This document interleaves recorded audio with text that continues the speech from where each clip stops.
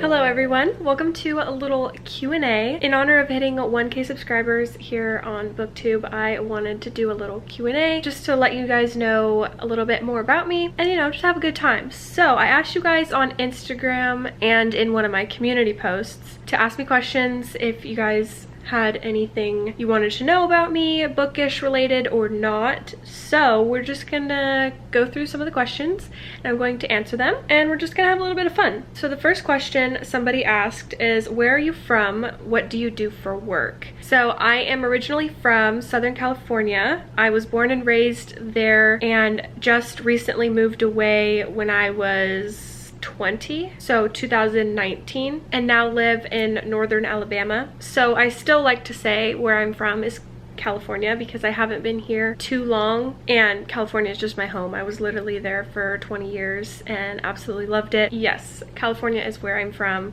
but Alabama is where I am currently living. And then to answer the question, what do you do for work?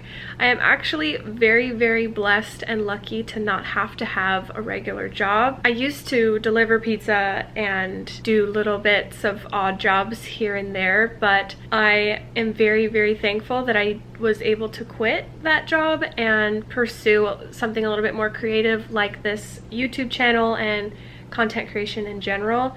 So I'm very lucky to hopefully be doing this for a job, doing YouTube. So yes. And then Liz and Annie Books on Instagram asked, what is your secret to success? Haha, but for real, how did you hit 1K so quickly? And I wish I had the answer to tell you how this happened, but I am just as shocked as everyone else has been. I really can't tell you what the secret is because I was honestly just doing all of this for fun. I really enjoy video editing and graphic design and things like that, just creating content I really enjoy. So I put my whole heart into it just to see what would happen. I was kind of doing it just for a small group of friends at first, but then it just started to grow really suddenly, very quickly, and I'm so thankful for it. I can give some tips for maybe what has helped me, but I definitely don't know the secret to this. I think really prioritizing your thumbnails and like your first impressions for people when they are scrolling through YouTube. Obviously the first thing that they see is your thumbnails, and those are really the deciding factor on whether they're going to click on your video or not. And then it's really just about portraying your true personality to the camera so people can really feel like they're connecting to you and relating to you. Just being yourself, that will get you far in the long run for sure, because you will find your people. And just keep putting yourself out there, putting out multiple videos a week, building the community first. I think that's huge because I've been a part of the book community under different creators' Patreons and Discords, and just being in their community and interacting with others through them, and you get to build friends.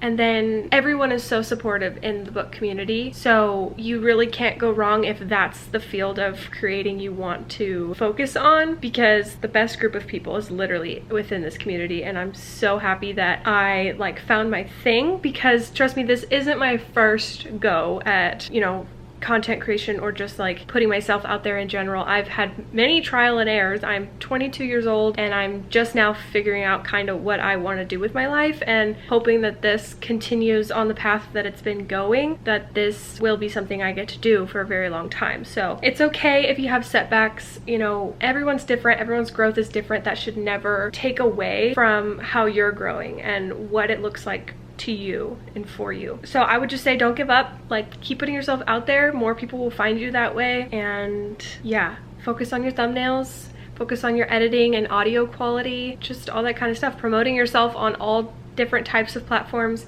and then making those connections first so you can have people to support you. Okay, and then the next question is, what are your all-time favorite book series? I got a couple of people asked this question, and you're gonna think I'm crazy, but I've actually really not read too many full series. I'm in the middle of a lot of series. So there is one that I did finish that I did really love. This actually goes hand in hand with another question that was asked. What book or books got you into reading? And so for my all-time favorite as of right now, I really love the Selection series. I kind of split them up. Like I read the first half of the series in the beginning of 2020, I think, and then I read the second half in the beginning of 2021 this year. But anytime I picked up one of those books, it really got me back into the reading mood. I really do love that series. It's probably my favorite of all time right now, just because it's one of the only ones I've really finished. But that doesn't discount at all how I feel about it, because I did really love the Selection series. Okay, and then another question is, did you set a Goodreads goal? And if so, how many books are on it? Yes, my Goodreads goal is 75 for this year, and I'm currently at like 59. And this is the most I've read in a year, because I usually fall out of reading by like March. Like I usually start in January. That's why I picked up the Selection series in the beginning of both this year and last year. But this year I actually kept with it because I got connected in the community. I joined some Patreons and I decided to take the jump and start my own booktube channel, and I'm really glad I did, because that's helped me stay in the reading mood and stay motivated to read more. I'm really happy that now, even in August, I'm still actively reading a ton of books.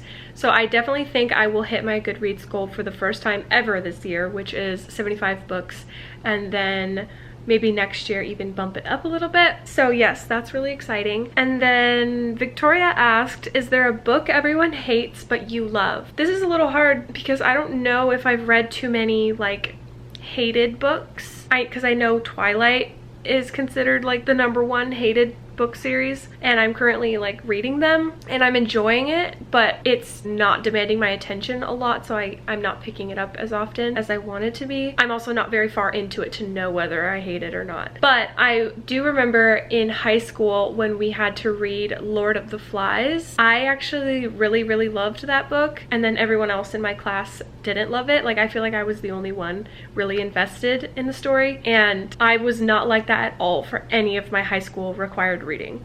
Like Wuthering Heights, Frankenstein, whatever else we had to read in high school, I could care less about. But Lord of the Flies I actually really loved, and like remember to this day what it's about. So I took a lot from that book. I have to say, Lord of the Flies. I really want to reread it soon, but I don't have a physical copy, so I need to buy one and then read it.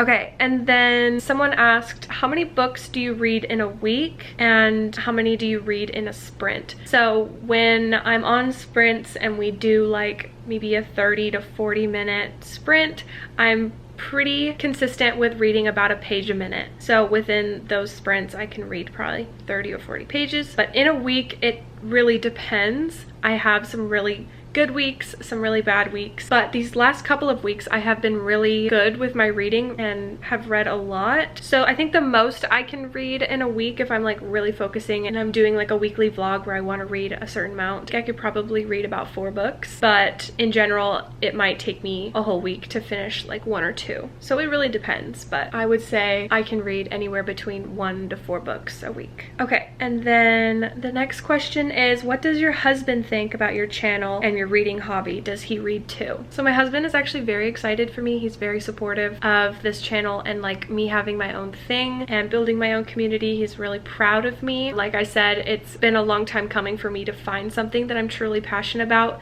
that's like worked for me. So he's really happy to see me have something to work towards and to do. He enjoys my reading hobby because it allows him to have some time to himself to do things that he enjoys. So when I'm wanting to just have alone time and just read all day, he's like, okay, cool, yeah, I'll go do my own thing. This is perfect, you know? So it provides a balance for us, because before I would just constantly be bored and nagging him to do something with me because I never really had my own thing that I enjoyed. But since getting into reading, it's definitely helped with balance between alone time and time together. So yeah, he's very supportive of my channel and my reading hobby. And does he read too? Occasionally he will read. He is nowhere near a reader like I am. Like he enjoys Lord of the Rings and he does read some manga that he's into, but he'll only read for like a couple minutes at a time. He doesn't read for a super long time at once, you know? So, but then if you ask him like what does he like to do, he's not gonna say read,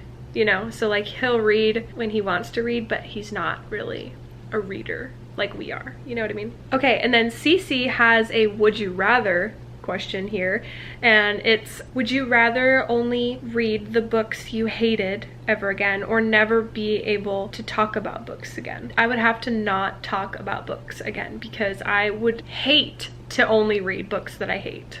That would be miserable. That would make me not want to read anymore. And if the sacrifice was to not talk about books anymore, then this is gonna turn into just a strictly lifestyle channel if that was the case. But that would be really hard too, to not talk about books, because I love to talk about books. But I would take that over only reading books that I hated. And then finally, our last question is, what do you film with? And I have the Canon G7X Mark II vlog camera that I mostly use for everything. If I were to use something different, it would just be my phone, but I do use this camera all of the time. It's really great and versatile, portable, all of that. I've had it for like 5 or 6 years now. I'll link it down below so you guys can know which one I'm talking about if you want, and you can check it out. But it's like the basic vlog camera that I feel like a lot of people have, and it's really great. The audio and video quality is perfect and it does the job for me. Okay, so yeah, that is all the questions that you guys asked me, and I really hope you enjoyed. I would love to do some more Q&As in the future, you know, once I hit another big milestone and we've got more people here. That would be really fun to do. Yeah, you guys are my besties, so I love you all very, very much, and I hope you guys are all doing well. Thank you for watching this Q&A, and I will see you in my next video.